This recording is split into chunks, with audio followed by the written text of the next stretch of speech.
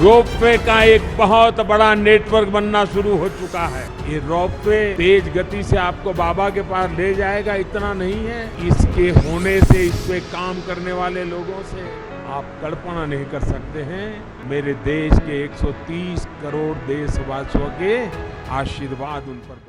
आखिर क्यों वाराणसी में मेट्रो की जगह रोपवे बनाया जा रहा है? वाराणसी में रोपवे की जरूरत ही क्या है? या फिर रोपवे का ही डिसीजन लिया क्यों गया? या फिर रोपवे ही बनाने का डिसीजन क्यों लिया गया? आइए विस्तार से समझते हैं इसको। वैसे तो आप में से काफी लोगों को इसके बारे में पहले से जानकारी होगी, जिनको नहीं होगी उनको मैं बता दूं। वाराणसी मेट्रो रेल परियोजना का शुभारंभ 2014 में ही हो गया था। राइट्स लिमिटेड नाम की एक कंपनी को इसका डीपीआर बनाने की जिम्मेदारी दी गई थी। जून 2015 में राइट्स ने इसका डीपीआर सरकार को सौंप दिया, जिसमें टोटल 2 कॉरिडोर निश्चित हुए थे। पहला था भेल से लेके बीएचयू तक, जिसकी दूरी थी 19.5 किलोमीटर, जिसमें टोटल 17 स्टेशन थे, जिसमें से 13 अंडरग्राउंड थे और 4 एलिवेटेड। दूसरा रूट था बिनियाबाग से सारनाथ तक, जो कि लगभग 10 किलोमीटर के आसपास होने वाला था, जिसमें टोटल 9 स्टेशन प्रस्तावित थे, 4 एलिवेटेड, 7 अंडरग्राउंड। यहाँ तक कि मई 2016 में परियोजना को मंजूरी भी मिल गई। लेकिन यहीं पे आया एक बहुत बड़ा ट्विस्ट, नई मेट्रो रेल पॉलिसी, जिसकी वजह से इस परियोजना पे एक टर्निंग पॉइंट आया। अभी तक जो राइट्स ने डीपीआर दिया था वो नई रेल नीति की वजह से खारिज हो गया और राइट्स को दोबारा नया डीपीआर बनाने की जिम्मेदारी दी गई और इसी वजह से नए डीपीआर में मेट्रो का खर्चा भी काफी ज्यादा बढ़ गया। अगर आपको जानकारी होगी तो बहुत अच्छी बात, नहीं तो मैं आपको बताता हूँ कि मेट्रो परियोजना में लगभग बुलेट ट्रेन जितना ही खर्चा होता है, जिसमें प्रति किलोमीटर 200 से 300 करोड़ तक का खर्चा आता है। वाराणसी में जब दोबारा डीपीआर सौंपा गया तो इसका प्रति किलोमीटर खर्चा लगभग 200 करोड़ आ रहा था और यही खर्चा बढ़ जाने की वजह से जून 2018 में पैसे की कमी के चलते ये परियोजना रद्द कर दी गई। फरवरी 2019 सीएम योगी आदित्यनाथ ने फिर से काम चालू करने के लिए 150 करोड़ रुपए का आवंटन किया, जिसके बाद फिर से न्यू मेट्रो रेल पॉलिसी के तहत काम शुरू किया गया। लेकिन अगस्त 2020 में फाइनली जो रिपोर्ट आई उसमें ये साफ कह दिया गया कि वाराणसी मेट्रो रेल के लिए फिजिबल नहीं है, यानी कि अव्यवहारिक है, और उसके बजाय मेट्रो लाइट का प्रस्ताव किया गया। मेट्रो लाइट के बारे में हम किसी और वीडियो में बात करेंगे। फिलहाल मैं आपको बता दूं कि ऐसा क्यों हुआ कि वाराणसी को मेट्रो के लिए फिजिबल नहीं पाया गया। यानी कि फाइनल बात यही है कि वाराणसी में मेट्रो बनना पॉसिबल नहीं है।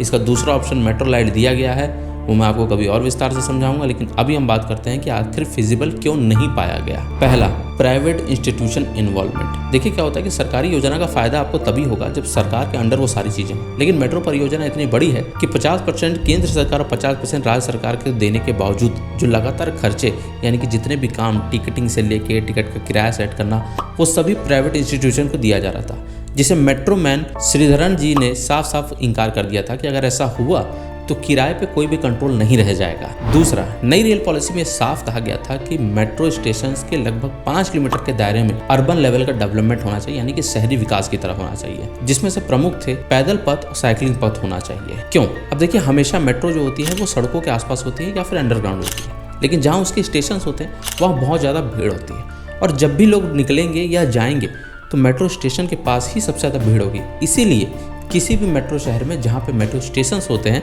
वहाँ पे पैदल पथ होता है, ताकि पब्लिक जो मेट्रो की तरफ जा रही है वो अलग रहे, जो गाड़ियों से जा रही है वो अलग रहे। लेकिन बनारस में जहाँ ऑलरेडी सिर्फ 8 से 10 फीट की सड़क बचती है, वहाँ ऐसा करना मुमकिन कदापि नहीं। ये सबसे बड़ा कारण था मेट्रो के फिजिबल ना होने का। तीसरा पॉइंट, हेरिटेज का नुकसान होना। देखिए, मेट्रो चाहे अंडरग्राउंड बनता चाहे एलिवेटेड, बिना टूटे तो कोई चीज बन नहीं सकती। अगर अंडरग्राउंड भी होता तो जैसा कि सब लोग जानते हैं कि वाराणसी में पग पग पर महादेव बसते हैं, तो उनको नुकसान पहुंचता और ये काफी विवादित हो जाता सरकार के लिए कि वाराणसी में किसी हेरिटेज जगह को नुकसान पहुंचे। चौथा, जितनी लागत बनारस में मेट्रो में लगती उससे प्रॉफिट कवर करना नामुमकिन सा हो जाता है। देखिए, मेट्रो वैसे भी बहुत खर्चीली चीज है और उसको मुनाफे में बदलने में काफी वक्त लगता है। फॉर एग्जांपल लेते हैं हम लखनऊ मेट्रो। लखनऊ मेट्रो का भी सिर्फ फर्स्ट फेज चालू हुआ है, लेकिन अभी सरकार के लिए वो इतना प्रॉफिटेबल नहीं है। उसका कॉस्ट भी कवर करने में सरकार को पसीने आ जा रहे हैं। क्यों?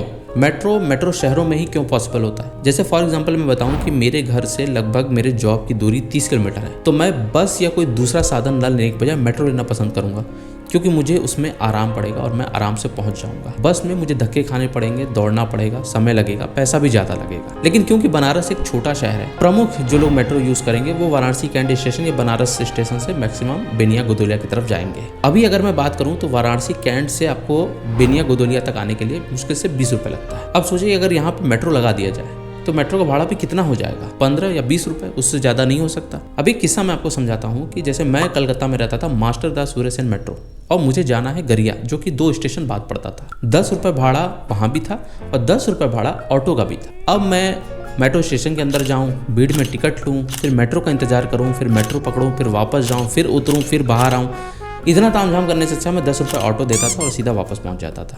सेम लागू होता है बनारस के ऊपर कि जब आपके पास सामने सुविधा है, ऑटो खड़ी है, आपने 20 रुपये दिया और आप गोदोलिया पहुंच गए, तो आप क्यों मेट्रो में 20 रुपये वापस ऊपर जाके उतना दूर जाएं? मेट्रो तभी फिजिबल हो सकता है जब पूरी भीड़ मेट्रो की तरफ आए और मेट्रो को उस हिसाब से लोग मिले। लेकिन क्योंकि बनारस में जगहों की दूरी बहुत ज़्यादा नहीं है, इसलिए प्रॉफिट कैलकुलेट करना बहुत मुश्किल काम है। अब बात करते हैं कि रोपवे ही क्यों।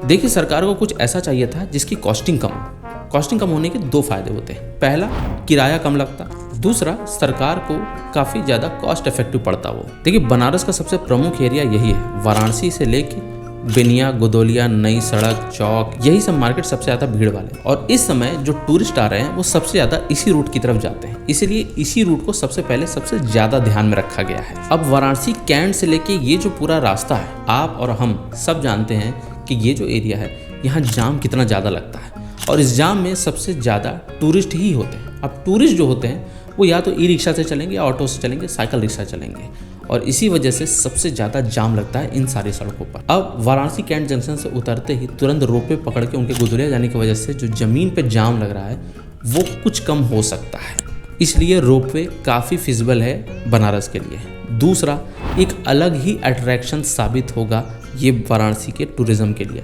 क्योंकि जैसा कि मैंने आपको बताया था इसके पहले वाले वीडियो में, पूरे भारत में ये पहला ऐसा शहर है जो पब्लिक ट्रांसपोर्ट के तौर पे रोपवे को यूज़ करने वाला है। अब आप जरा इमेजिन करके देखिए, जब वाराणसी कैंट स्टेशन से रोपवे लेके आप गोदोलिया की तरफ जाएंगे तो आपको क्या खूबसूरत नज़ारा दिखाई देगा पूरे शहर का। वो एक अलग ही अट्रैक्शन होगा। यहाँ तक कि मुझे उम्मीद है कि जो लोकल्स होंगे, इंक्लूडिंग मैं, मुझे खुद वो रोपवे में जाने में काफ़ी मज़ा आएगा, बशर्ते उसका भाड़ा परफेक्ट होना चाहिए। अब मैं आप लोग से पूछना चाहता हूँ कि भाड़ा कितना होना चाहिए, लेकिन तब भी मुझे लगता है कि लगभग 40 से 50 रुपये भाड़ा जाएगा। लेकिन अगर वो जाएगा तो शायद वो उतना सक्सेसफुल नहीं होगा। रोपवे को सक्सेसफुल करने के लिए सबसे ज़्यादा ज़रूरी जो चीज़ है वो है उसका किराया। अभी अगर मैं बात करूं कि मुझे कैंट स्टेशन से गोदोलिया जाना है तो उसका 20 से 30 रुपये मैक्सिमम भाड़ा लगेगा। तो मुझे लगता है कि सरकार को भी किराया लगभग 20 से 30 रुपये के आसपास ही रखना चाहिए, क्योंकि सरकार का कहना है कि प्रतिदिन लगभग 1 लाख यात्री इसमें यात्रा करेंगे। तो 1 लाख यात्री काफ़ी होते हैं। अगर 20 से 25 रुपये इसका भाड़ा रहा तो काफ़ी सक्सेसफुल होगा रोपवे, और रोपवे बनने के बाद एक अलग ही अट्रैक्शन हो जाएगा वाराणसी। अपनी राय मुझे कमेंट जरूर बताइएगा, कुछ डिस्कशन करना हो तो किया जाएगा। जुड़िए इस चैनल के साथ सब्सक्राइब करके, आगे आने वाले वीडियोज़ में हम बनारस के बारे में ऐसे ही टॉपिक्स पे डिस्कशन करते रहेंगे। तब तक के लिए हर हर महादेव, अपना ध्यान रखिएगा।